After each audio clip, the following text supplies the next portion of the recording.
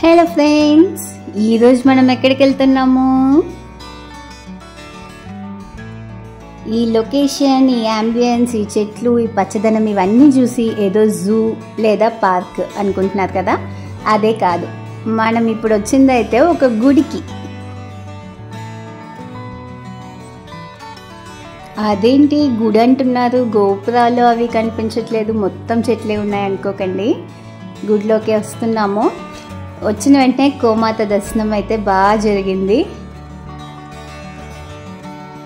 ఆవు యొక్క వెనుక భాగం అంటే పేడ వేసే ఆ చోటే లక్ష్మీదేవి నివసిస్తుందంటారు కదా. అందుకనే మోస్ట్లీ ఆవును చూస్తే ముందర కొమ్ముల దగ్గర తాకి మొక్కడం కన్నా వెనుక భాగాన్ని తాకి మొక్కుతారు. ఇంకా గోమాతని దర్శించుకొని ఆ తర్వాత వల్లభ గణపతిని దర్శించుకొని మళ్ళీ లోపలికి వెళ్తున్నాము.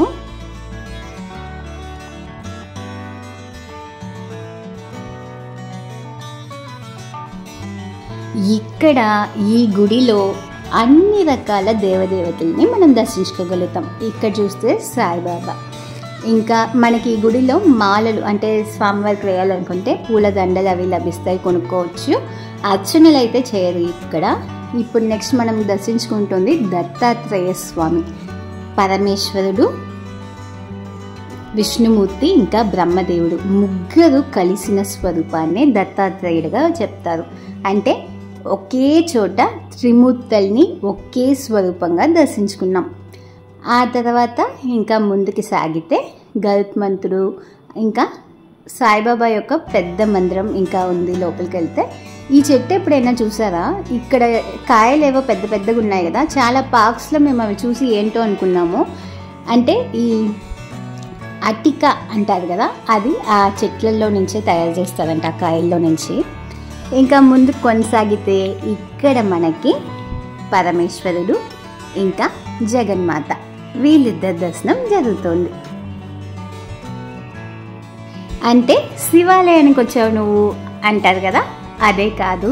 నెక్స్ట్ ముందు చూస్తూ రండి. ఇప్పుడైతే మనకి దుర్గాదేవి యొక్క దర్శనం. అమ్మవారు 8 కరాలతో చాలా వైభవంగా దర్శనమిస్తున్నారు. ఆ తర్వాత హనుమంతుడు. అదేంటి శివాలయం అనుకున్నామే, మళ్ళీ హనుమంతుడు ఉన్నాడేంటి అన్న ప్రశ్న వస్తుంది కదా. ఇది శివాలయం అని నేను చెప్పనే లేదు కదా. ఆంజనేయ స్వామి కొలువై ఉన్నాడంటే రాముల వారు కూడా కొలువవలసిందే కదా. సో ఆంజనేయ స్వామికి నేరుదురుగా సీతాదేవి, రాముల వారు ఇంకా లక్ష్మణుడు, వీళ్ళ ముగ్గురిని మనం ఇప్పుడు దర్శించుకుంటున్నాం. అదేంటి శివాలయంలో రాముల వారు ఉన్నారు అనుకుంటున్నారు కదా.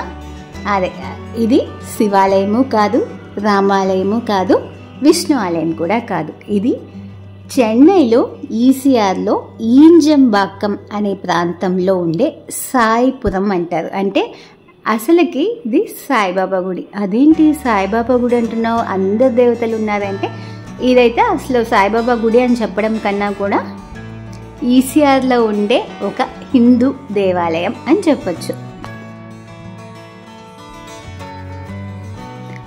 ఆ తర్వాత మనకి దర్శనం ఇచ్చేది విష్ణుమూర్తి. చూసారా, విష్ణుమూర్తి పరమేశ్వరుడు ఒకే ఆలయంలో ఉన్నారు, ఇంకా రాముల వారు కూడా. కాబట్టి ఎన్ని స్వరూపాల్లో స్వామివారు ఉన్నారో అన్ని స్వరూపాలని ఇక్కడే దర్శించుకుంటున్నాం. ఈ గుడికంటూ ప్రత్యేక విమానాలు, గోపురాలు ఇటువంటివి ఏవీ లేవు. క్యాజువల్గా ఒక పార్క్కి వెళ్తే అక్కడ ఎలా ఉంటుందో, ఇప్పుడు పార్క్కి వెళ్ళి అక్కడ పెట్టిన స్కల్ప్చర్స్ కానీ ఫౌంటైన్స్ కానీ మనం ఎలా చూస్తామో అలా ఉంటుంది ఆర్కిటెక్చర్ మొత్తం కూడా. క్యాజువల్గా ఒక విజిట్ వెళ్తే అక్కడ మనం స్వామివారి దర్శనం పొందినట్టుగా ఉంటుంది.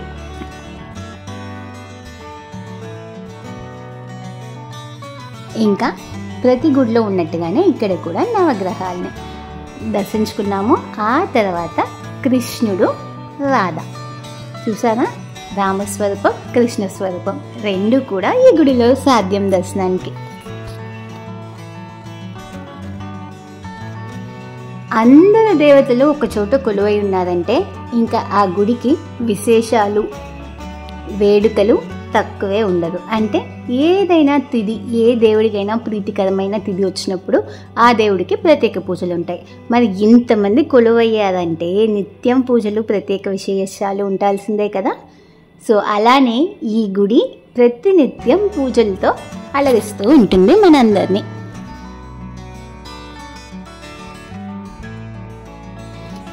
సో వల్లభ గణపతిని దర్శించుకొని ఆ తర్వాత దేవదేవతలందరినీ దర్శించుకొని మళ్ళీ వస్తే మనకి ఇక్కడ ఒక పెద్ద హాల్, యాక్చువల్లీ ఇక్కడ ఎంటీ స్పేస్ ఉంది కదా, ఇక్కడ పెళ్ళి జరిపించుకునే వాళ్ళు ఆ ఇదైతే టెంట్స్ అవి సెట్ చేసుకుని పెళ్ళి ఇక్కడే జరిపిస్తారు.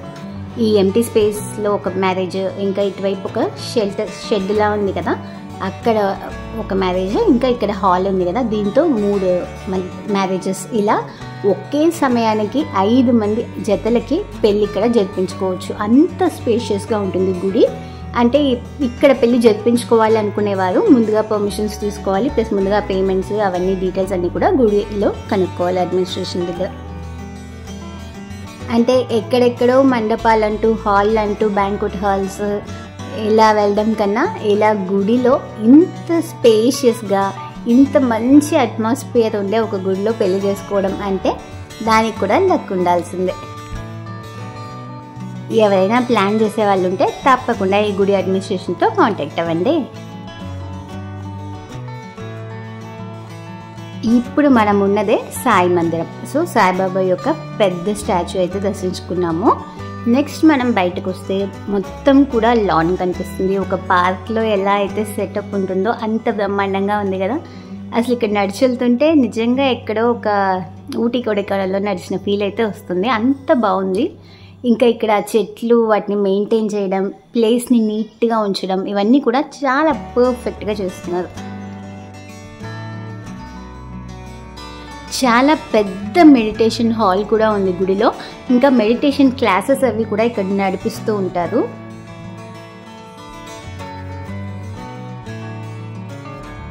ఇంకా ఇక్కడ మొత్తం దర్శించుకున్న తర్వాత ఇంకా మనం వెనక్కి వెళ్ళి చూస్తే షిరిడీలో సాయి మందిరానికి వెళ్తే అక్కడ సాయిబాబా నివసించిన చోటు, తనని మోసుకెళ్ళిన పల్లకి, ఇవన్నీ ఉంటాయి కదా, వాటిని చూసే స్పాట్స్ ఉంటాయి. చావడి అని అంటారు.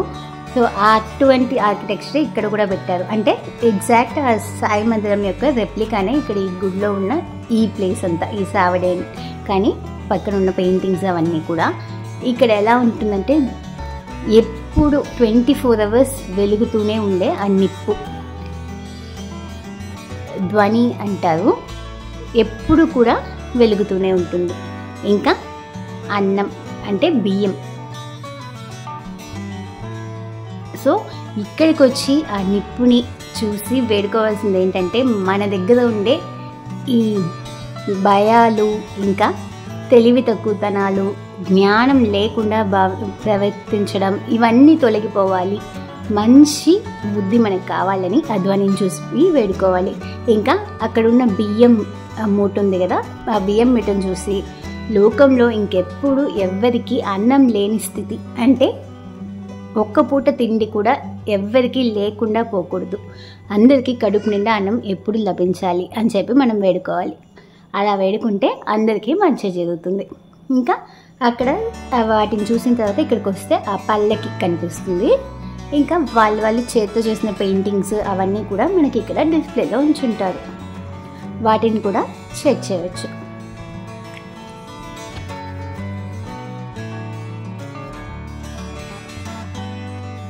ఆ తర్వాత ఇంకా కొంచెం వెనక్కి వెళ్ళి చూస్తే ఇక్కడ మనకి చాలా చక్కగా దుర్గాదేవి యొక్క 5 శిరస్సుల స్వరూపం కనిపిస్తుంది. చాలా పీస్ఫుల్గా, చాలా బ్రహ్మాండంగా, మంచి కళతో మనకి అమ్మవారు దర్శనమిస్తారు. అలా చూస్తూ ఉండిపోవచ్చు, అంత చక్కగా ఉంటుంది. అమ్మవారు నవ్వుతూ మనకి దర్శనమిస్తారు. అంతేకాకుండా అమ్మవారి యొక్క ఆ ప్రాంగణానికి పక్కనే స్థల వృక్షము, ఇంకా రావి చెట్టు. చాలామంది సంతానం లేనివారు, పెళ్ళి కానివారు ఇక్కడికి వచ్చి రావి చెట్టుకి దారాలు కట్టడం అవి చేస్తుంటారు.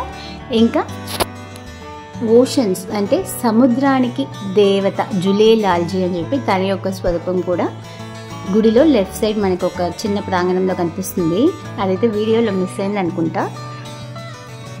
ఆ తర్వాత ఇక్కడ మోస్ట్లీ ఇప్పుడు బర్త్డేస్ కానీ లేదా రిజల్ట్స్ వచ్చినప్పుడు కానీ ఏవైనా ఇంట్లో మంచి పనులు ఇలా జరిగినప్పుడు కానీ లేదా ఈవెంట్స్ ఫంక్షన్స్ అటువంటివి ఏమైనా ఉన్నప్పుడు కానీ ఇక్కడికి వచ్చి చాలామంది స్వీట్స్ కానీ చాక్లెట్స్ కానీ పంచడం అవి చేస్తుంటారు. అటువంటివి చూసినప్పుడు మనం కూడా పంచితే బాగుండు కదా అనిపించింది. సో మేమైతే చాక్లెట్స్ తీసుకెళ్ళి పంచామన్నమాట. అండ్ చాలామంది అక్కడ అలా మా బుడ్డోడిని తాకి తనకు విష్ చేయడం, ఇంకా చాలా ఒక డిఫరెంట్ ఎక్స్పీరియన్స్ అయితే కలిగింది మాకు.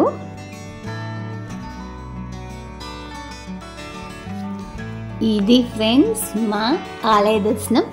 ఈ గుడి చెన్నైలో ఈసీఆర్లో ఈంజంబాకం అనే ప్రాంతంలో ఉంది. ఈంజంబాకం సాయిబాబా టెంపుల్ అని చెప్పి మీరు అడిగితేనే అందరికీ తెలుస్తుంది.